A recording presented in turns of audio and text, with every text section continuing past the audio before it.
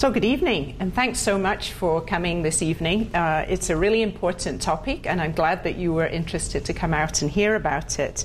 Patty's already mentioned that World Food Day is kind of the birthday celebration for the FAO. So I guess the FAO is 63 years old this year. And we've made a lot of progress on issues of world hunger. And perhaps at the time the FAO was set up, people thought the problems would be solved 63 years into the future. But as Patty has mentioned, the world food crisis, which has been going on for the last, 5 months, and if anything, getting more serious, has really drawn attention to the issues. Another kind of highlight, several of you may have heard of the Millennium Development Goals. Those are the development goals that the nations of the world set for the year 2015. And Millennium Development Goal number 1 is on poverty and hunger. And at the time of the Copenhagen Consensus meeting, people were all too aware that although progress is being made on that goal in some regions of the world, unfortunately, at current rates of progress, we are not going to reach the Millennium Development Goal. So that's a call to action to do more, such that by 2015 we can achieve the goal, which was of halving the rates of malnutrition and halving poverty. So I'm going to tell you about the Copenhagen Consensus, and I'll start out by giving a more general introduction to the whole process. And then I would like to tell you some about my own paper and the solutions that I proposed, and then finish up with what might we do next. And I propose to talk for maybe half an hour, 40 minutes, and then to answer your questions. And I'm really looking forward to your input and your thoughts on these really important issues. So here's Bjorn Lomborg. I don't know if any of you have read any of his books. Has anyone here read Cool It or The Skeptical Environmentalist? Oh yeah, a couple. Have any of you seen him on YouTube? You might, yeah? So I can see there's a Bjorn Lomborg aficionado or protagonist up at the front here. So I'm interested to hear your views. Have you ever met him? Okay. So anyway, he doesn't look quite like your typical academic. Or maybe your classes are run by these kind of, cute blonde guys. When he started the Copenhagen Consensus, he was 38. And it's kind of nervy for a 38-year-old guy to get 8 Nobel Prize-winning economists together for a whole week. I mean, he must have had to book them months in advance, and I don't know how he managed to, induce them to do it, because, that gave the whole process a kind of weight, a kind of heft that it might not otherwise have had. Of course, it doesn't help that it doesn't hurt that Bjorn himself is an expert at getting media attention. Many of your professors here are perhaps like me. Most of the time they sit quietly in their offices, working away on their research, thinking about the big issues, but not necessarily getting out there into the media to get public attention. Okay, on the other hand, there are some people at our university and at other universities in Canada, who are expert at that, at translating academic research to get popular attention. Okay, and obviously it's really important that academic research is disseminated to policymakers and is brought to the public so that they know about the issues and can, press for change in policy. Anyway, so Bjorn, he'd reached the ripe old age of 42 this year, the second time that they ran the Copenhagen Consensus. So the Copenhagen Consensus, you can think of it as a kind of economist Olympics. The first time occurred in 2004, the Olympic year, and again this year, 2008. So this was the second time this event had occurred. And there were a couple of books published from the previous consensus in 2004, at which time the experts were given hypothetical $50 billion to spend over a 5-year period. Okay, and this time with inflation, they were given a little bit more money. They got $75 hypothetical billion to spend. And the actual exercise itself $2 million is a lot of money, but for something on this scale, I think that's probably relatively modest. And in between times, Bjorn and his team spend a lot of time going to countries, talking to policymakers, and really trying to implement some of the solutions he talks about. Okay, Bjorn himself is a somewhat controversial figure. One of his claims to fame is that he went up against Al Gore on the climate issue. And so he has this kind of slightly bête noire image as someone who's anti-climate. I don't think that's really what it is, but I think his message is more subtle. His message on climate is, at the moment, we don't have any really good solutions on climate. Let's focus on other issues where we have, cost-effective, well-tried solutions. But he does have this quite controversial image, so maybe we can talk about that. So what he did in the Copenhagen Consensus was to pick what he saw as 10 big development challenges. And the ones he used this year were a little bit different than the ones he'd used in the past, but there was some overlap. So I was involved in the paper on malnutrition and hunger. There was a paper on trade, one on climate, one on air pollution, terrorism, etc. So he tries to pick big issues and also issues that get lots of media hype. So here's the judging panel. Okay, and here is Bjorn sitting there in the Moltke Palace, surrounded by 8 Nobel Prize-winning economists, well, 5 actually, and then another 3. And there on the left is the Prime Minister of Denmark. And there they all are, looking very serious in their suits, but not Bjorn. He's sitting there in his golf shirt and his jeans. So he has this kind of enfant terrible kind of approach. And, I'd strongly encourage you, go and check him out if you Google him, you can see little clips of him, talking about his ideas. And he's a very lively speaker.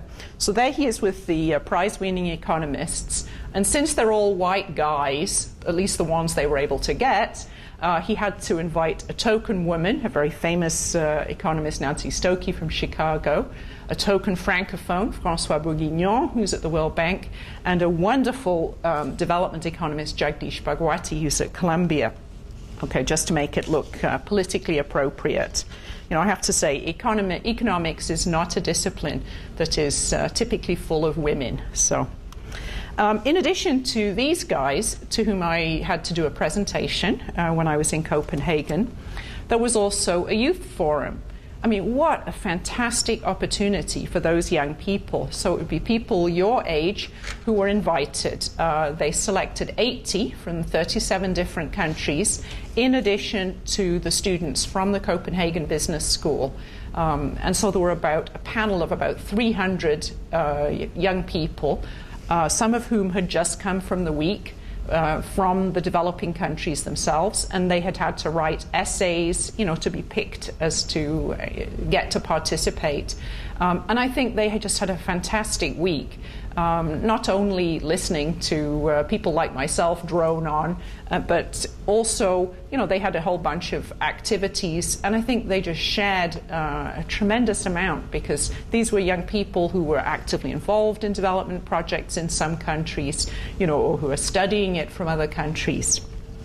So they were also a panel who was judging the solutions. So it was quite the performance to present to the Nobel Prize-winning economists in the morning, and then also to present to the youth forum in the afternoon. Okay, so what was done with the 10 challenge papers was that each paper had a main author and 2 co-authors. And in my case, the 2 co-authors were Harold Alderman, who's at the World Bank, who is an expert on Africa, and who I've known, I think, since grad school. And then Juan Rivera, who is at the Institute for Public Health in Mexico, who's an eminent nutritionist, and also, obviously, a great expert on Latin America. So in addition to those individuals, there were also 2 other people invited as kind of reviewers or critics of the paper. And in my case, again, was one more economist from University of Washington and a nutritionist from Cornell. So Reynaldo Martorell from Cornell and Anil Dayal from Washington. Okay, and they also got to present both to the prize-winning economists and also to the Youth Forum. And the idea was that it would make sure that the papers were of the highest possible quality. They were given extensive review, and the idea was that we had to consider, very carefully all possible issues. Okay, so we were given a set of parameters when we wrote the papers, so that the papers could be compared. We were using as a metric benefit-cost ratios. Okay, and that's intuitively, you can probably understand what that is. If you want to invest $1 in issues to do with hunger, or $1 in issues to do with climate change, what is the return in dollars? Okay, and obviously that's something that private businesses think about when they're making investments, but also governments think about that when they're making social investments, because they have a responsibility for using our money as taxpayers in the best possible way to yield the best outcomes. Okay, on the other hand, you can imagine there are assumptions made, and so I have to be very upfront about that. In my paper, and likewise in the paper on diseases, many of the outcomes we are looking at are saving lives. Okay, that's not the only outcome I was looking at. I was also looking at nutrition as an input to productivity, either through learning in children, children who are better nourished, learn more in school, and ultimately then can produce more in the economy when they are adults. Or even directly, some adults, you can show that some kinds of nutrition are very important for current productivity of adults.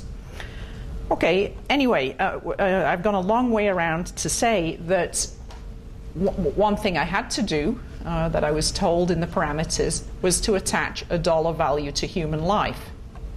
Okay, so that's not a very nice thing. It's not something I would normally do. But nevertheless, we do it implicitly when we make policy, when we decide whether to make roads safer or decide to pay more for nurses in hospitals. We're implicitly attaching a value to human life. Okay, and I guess I swallowed my distaste for doing this because I felt the possible outcome that there would be media attention drawn towards nutrition as an issue was worth making these kind of unpleasant assumptions. Okay, so I've listed here roughly the values that were attached. So in a poor country, a value for human life of about $30,000 was what they recommended we use. For middle-income countries, probably $150,000.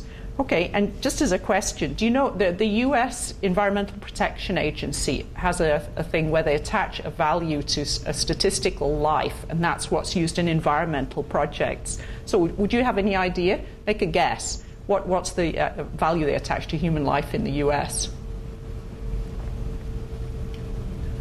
$1 million too low, Patty. Any more bids? 6 million. So, but I don't know do you think that's a low value or do you think that's a lot? It's not something we like to think about. Okay, anyway, that's what's used. Okay, also we were given information about the discount rate that we had to use for the future. Okay, probably this is a familiar concept to you. You know, the idea that the future is somehow worth less than the present. Okay, if you don't believe me, I quite often ask students, I say, look, suppose you were going to be my research assistant, and I'm going to offer you two possibilities. I'll give you $1,000 now, or I'll give you $1,000 in 12 months. What would you prefer? Okay, show of hands. Who would prefer $1,000 now? Who would prefer it in the future? Nobody. Okay, but when I was in China, it was very interesting. They said, oh, we wouldn't mind. We trust you. So we would be equally happy with $1,000 in the future. So my example failed there. Okay, in any case, the idea that money is worth less in the future and that anything you have now is better. And likewise, costs are more costly now than in the future. Okay, and if you don't believe me, try asking your younger brother and sister, take out the garbage now, and they say, no, I'm going to do it after dinner. Putting chores off is always better than doing them right now. Okay, anyway, that was kind of a bit of a detour to explain what the idea of the discount rate is. Okay, and it's not an uncontroversial thing.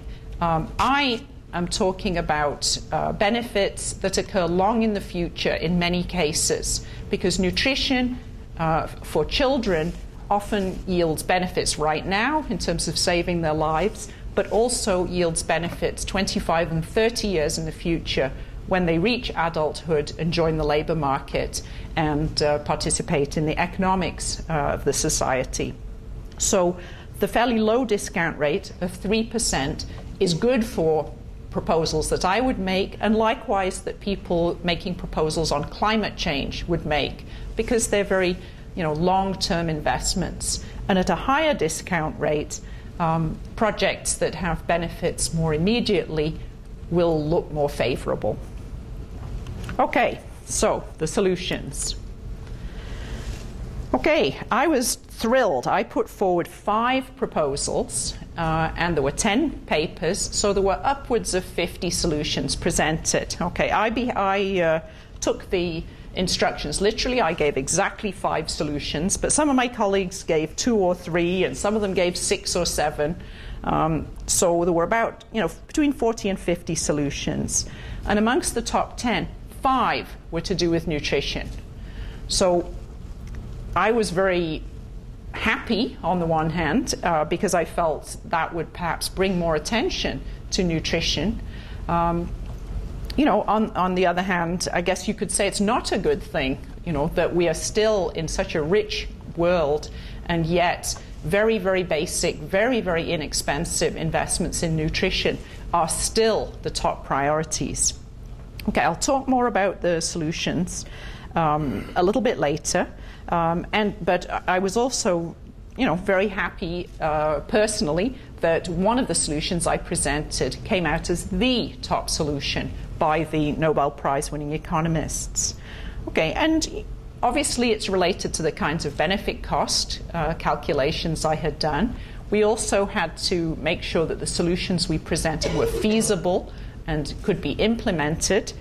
And at the same time, people were sitting there making these decisions, making these rankings, and thinking about the World Food Summit that had occurred just the month before, as food prices ran up, and everyone was keenly aware of the issues of malnutrition and hunger in the developing world. Okay, these were the solutions for the Youth Forum. Okay, and as you'll see, there's some correlation with the ones from the senior economists, but also somewhat different prioritization. So the number 1 solution was the same for both groups, but the rankings otherwise were a little bit different. Okay, so I've told you a bit about the Copenhagen process itself, and now I would like to move on and talk more specifically about hunger and malnutrition and the proposals that I put forward. Okay, and I guess the first thing I should say at the outset is I chose solutions that, firstly, I knew were cost-effective, had good benefit-cost ratios, but were somewhat shorter term. Okay, I did not put big proposals in, such as improving agricultural productivity, or eliminating poverty, or improving the status of women. Okay, all of those we know are tremendously important in the long run to solving problems of malnutrition and hunger.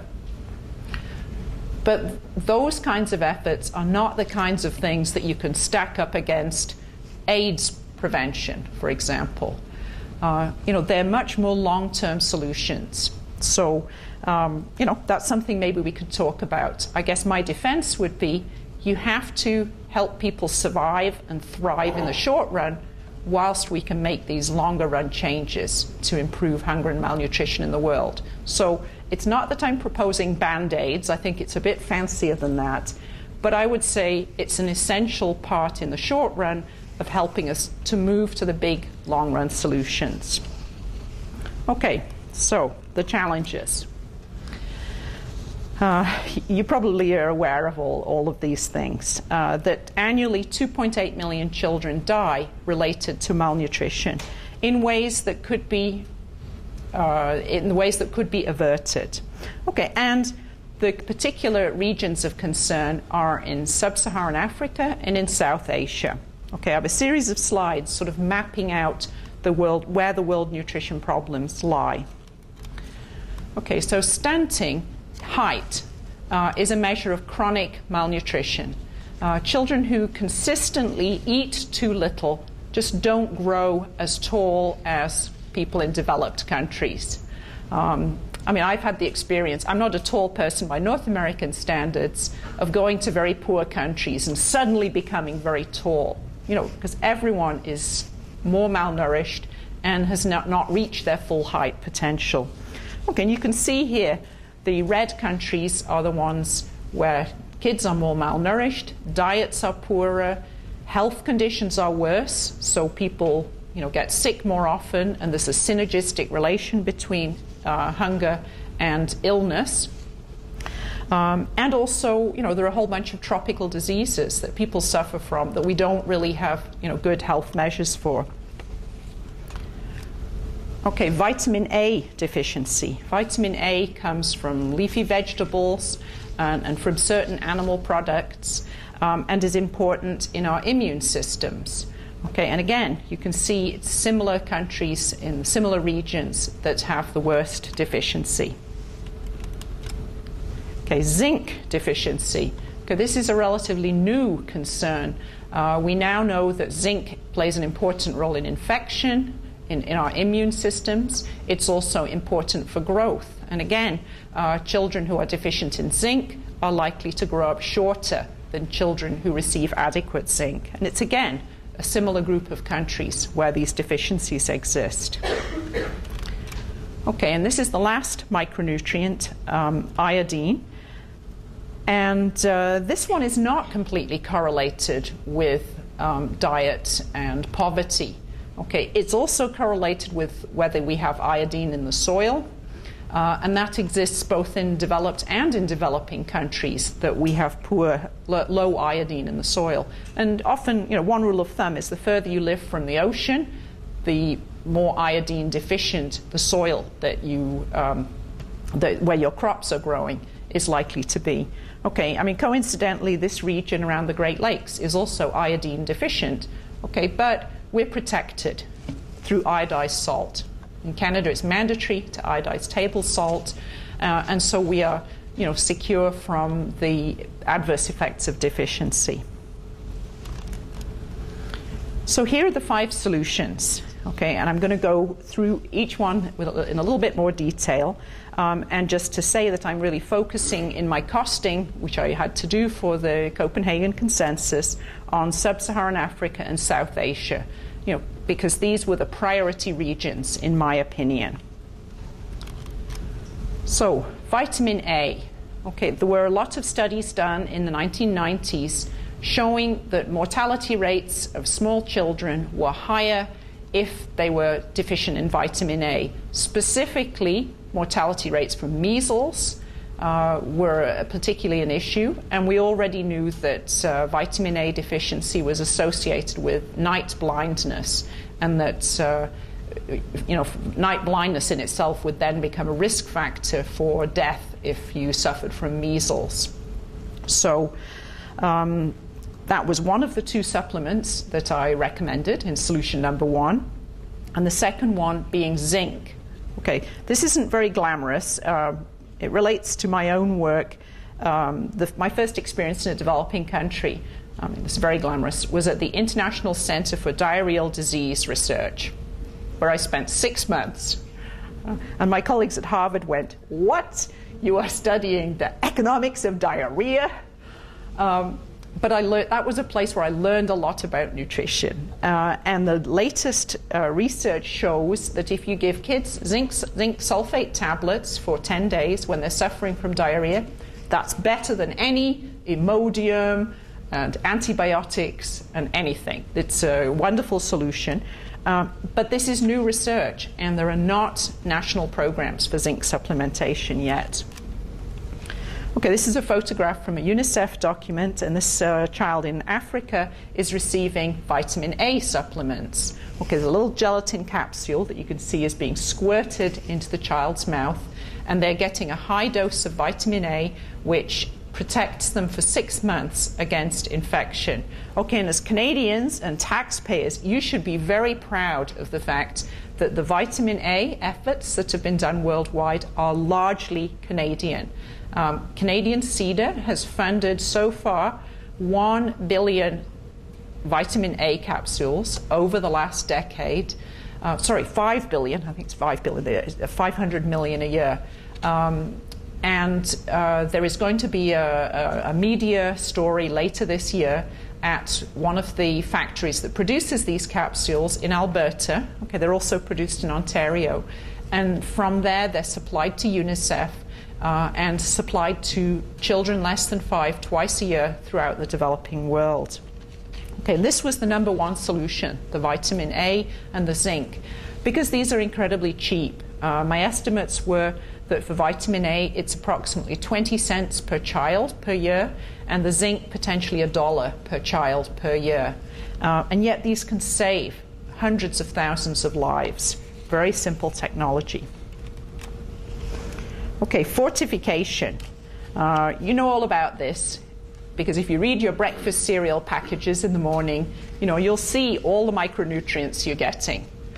Okay, and we have had, for at least 60 years in Canada, mandatory fortification of wheat flour with micronutrients. And this is a technology which could be used much more throughout the developing world. And again, it's very, very cheap. It's about 12 cents per person per year to get enough iron to supply about 1/4 of your iron needs through wheat flour. And it's about 5 cents per person per year to get enough iodine into your salt to protect you from cognitive deficiencies. Okay, and this picture is monitoring salt iodization in Africa. The guy sticking the little knife thing into the bag of salt and then collecting a sample of salt and then testing it. Okay, what they don't explain, and I don't know the answer to, is what then happens with the bags with the holes in? Does the salt leak out? Or perhaps they just cover it up with duct tape at the end. I don't know. Here was solution number 3, biofortification. So this is using conventional plant breeding technologies to breed varieties that are higher in nutrients. Okay, the 3 particular ones they're breeding for are iron, zinc, and vitamin A. So they're breeding high vitamin A sweet potatoes. Orange vegetables have a lot of vitamin A, but you can improve on that. Okay, and for iron and zinc, they are particularly focusing on breeding higher iron and higher zinc rice. Okay, the reason for that is, although we can fortify wheat flour and we can fortify maize flour, it's much harder to fortify rice. If you coat the rice, people wash it and the coating comes off, and you don't grind rice up into flour, so you can't add iron to it. Anyway, a guy I knew, I think also from grad school, is heading up this organization called Harvest Plus that's big into biofortification. They are maybe 5 years into a big, ambitious program of breeding plants which are better, better in terms of nutrients. So, and his idea was if you spend up front millions of dollars to breed better varieties, then the returns will continue year after year without any further intervention. Okay, another very glamorous topic, deworming. I gave this talk in economics and I said, how many of you have used deworming tablets yourself? And most of the department looked horrified at the thought. But it's not glamorous, but it's very important in developing countries. Small kids who carry worms don't get the benefit of the food they're eating. And particularly if you have hookworm, you're also at risk of losing blood and becoming anemic, and with drastic nutritional consequences. Okay, and the technology for deworming, again, is very inexpensive. Depending on the kind of tablets you use, it can be less than 50 cents per child per year. Okay, so throughout a lot of the developing world, kids regularly receive worming tablets in school. Okay, and this picture is in Haiti, a deworming program. Okay, nutrition education, helping mothers choose foods that are even more nutritious, helping people grow better things in their home gardens, etc. Also very important. Okay. And the photo that I have is of a nutrition education project in Nepal. You can see the lady is talking about pumpkins, very good source of vitamin A. And she's talking to some of the local mothers and their kids about the kinds of foods that's important to make sure small children receive. Okay, a little bit of technical stuff. We'll go fairly fast through this. So there are some methodological issues. I have to be pretty upfront about the kinds of assumptions I'm making. It's not easy to make economics assumptions about human life. We also had to do a whole bunch of sensitivity analysis, which means varying the assumptions to see how fragile or how robust your conclusions were. And it's the column of these are different columns of benefit-cost ratios. And as you can see, they bounce around depending on the assumptions that you make. But the underlying thing I would draw from it is the benefit-cost ratios for nutrition interventions are generally very positive.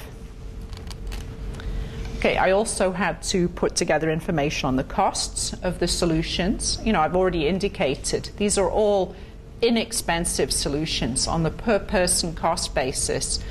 These were attractive interventions. Although anything that you multiply by 2 billion, which is the number of people who are deficient in iron, is a pretty darn big number. So I didn't spend all of the 75 billion that the economists were allocated, but I was suggesting, I think, in excess of a couple of billion a year, so 10 billion out of the 75 billion that those economists had to allocate. Okay, and the reason being that the value of the benefits is large, both in economic terms, those are the benefit-cost ratios I used, and in human terms. Hundreds of thousands of children's lives could be saved by these very low-cost interventions. Okay, what next? I guess when I went in to write this paper, I didn't think about what next. I thought, it would be nice if my paper, would bring some more attention to these issues. But that's probably as far as I thought. And, when I got back from the consensus and at the end of the week, I looked at the news release and they said, it was the nutrition solution that was ranked #1. I thought, wow, that's great. But then what I didn't expect is my phone was going to start ringing. People were phoning up and asking to do, media stories about this. And I thought, wow, that is great, because I want to get the message to Canadian taxpayers that, look, Canada has been leading in this in many respects. Canada has been doing a good job, and that you as taxpayers should support this. Your money is being well used. It's having huge benefits in the developing countries. Okay, and then there have also been occasions like this one that I've been invited in to speak. I've been having a very busy October. I went to the American Thyroid Association, October 1st. I'm going to Bucharest to the European Flour Fortification meetings next week. I'm going to Helen Keller International the end of the month. And as you perhaps know, that's an international agency that's been very active with micronutrients. So those are the kind of things I've been doing. And I'm also interested, I've talked to local groups as well, because there are organizations like Rotary and Kiwanis that already have supported micronutrient initiatives, and I would like to, get the story out to those groups too. Now, of course, Bjorn Lomborg, different story. He's on CNN, he got into Newsweek, but luckily he's mentioning my solutions, so that's okay. And then we also got into something like 28 newspapers in 26 countries from a little op-ed that he and I co-authored. So there I am, sitting in the middle of the strike. And I'm, as some of you may remember, I was the public relations spokesperson on the strike. So I was getting all these calls every day, Rogers and CTV and, the local radio stations and the Record, etc. And then suddenly my secretary said to me, my assistant said to me, "Oh, I've got Reuters on the phone." I went, "Oh my goodness, don't tell me the strike has made it onto the wire service." But no, it was my research getting into the Taiwan Times. So that was like a total change of headspace. I had to go from, okay, what was my research on now? So anyway, Bjorn next week the week after next, is going to talk at the World Bank. He's going to talk to influential people at the World Bank and try and persuade them. He's on the website for the Global Alliance on Improved Nutrition.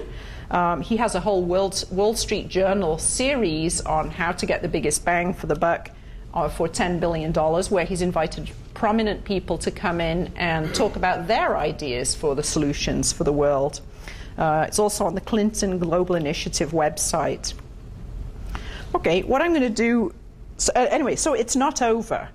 And to some extent, I have to make the most of it for the next 3 years until the next Copenhagen consensus to try and get some attention to help the momentum behind implementing the solutions I proposed, some of which are partially implemented and some of which are in the early stages. So I guess that's the next thing. Organizations are using my results to try and get more support for further funding for their interventions, for further interest in these interventions. Okay, at this point, I'm going to give a couple of very quick examples about why I think Canada is a leader in this, and then conclude at that point. So there was one article that was on the CTV website, CBC Radio, who wrote it up as a very Canadian way to solve a world problem. I already mentioned Canada's leadership in vitamin A. Here's another thing. Micronutrient sprinkles, powder that you can shake onto the food of your baby. If you're in a poor country and you can't afford Heinz Pablum cereal, you can just sprinkle this onto your own food and give micronutrients to your weaning-age child. And it's Stan Zlotkin at Sick Kids in Toronto who developed this and pioneered it. Canadian Cedar, which has really championed this, and I mentioned their pioneering work on vitamin A.